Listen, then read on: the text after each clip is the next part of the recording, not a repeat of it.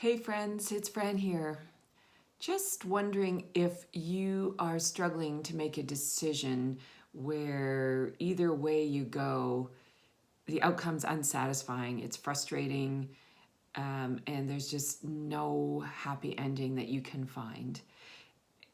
It's a stressful space. It's heartbreaking sometimes, the things that we're having to decide between, and the outcome just feels lousy no matter what. If that's something that you're struggling with, hang in there with me. Might be able to help you unwind some of that stress and come to a place of peace. I'm Fran Watson. I'm a bigger life coach, and I have some solutions that might be palatable in this area of decision making. So stick with me if you can, and if you can't, just message me, and I'll make a time to chat. There's the links in the profile. So there is a way to make a decision to come to peace. I've had a couple of clients recently who have been really wrestling with some hard stuff.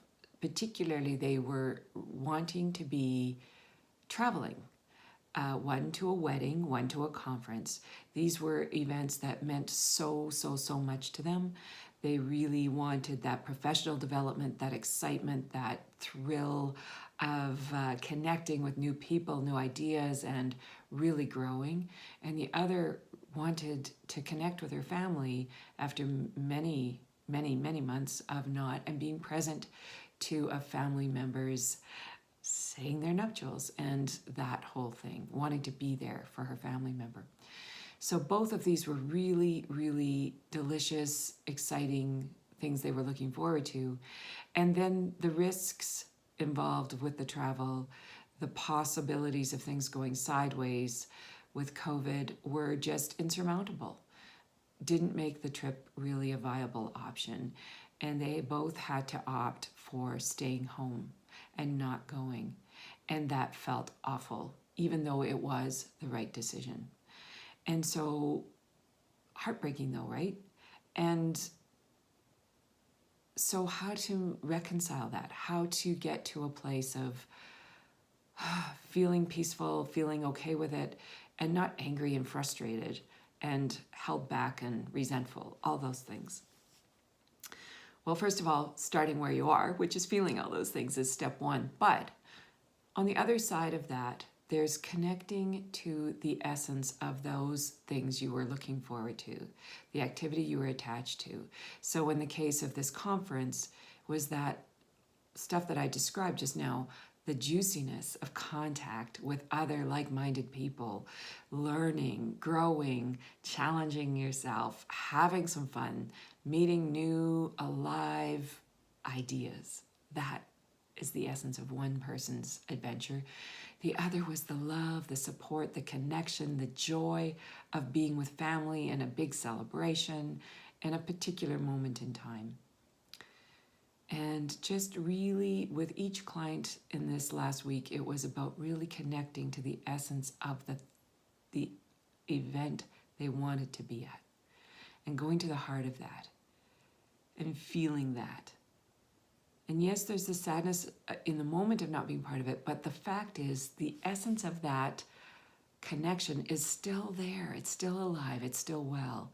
It may not be happening just as we imagined in the moment that we wanted it, but the opportunity is not gone. And that's what happens. Our mind wants to say, if it isn't happening now, it's not happening. And that is not the truth. The truth is the possibility is always there. The energy of those things is always there. And so to tap into that, there's a placeholder. There's a way of connecting to making a plan for that to happen.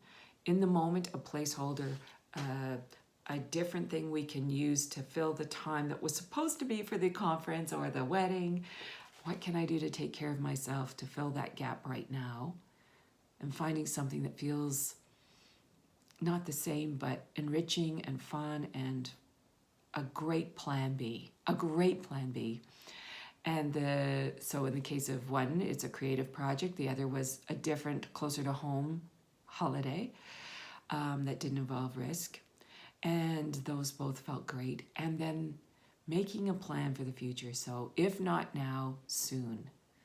And holding the line open for that event to happen in the near future with another colleague, another conference, that same conference next year, whatever it's going to be.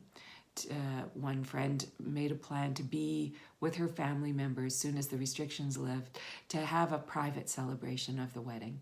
And I think that just sounded so great. And both cases, the joy level went up. The joy meter just rose. And that became a peaceful outcome, not fighting with the way things are in the moment. Don't hang up on the essence of the thing that you were wanting for. Stay open, find a placeholder in the meantime to that great plan B, and stay open to the possibilities of that event happening in the near future, if not now. This is hard to do by yourself. I'll just say that.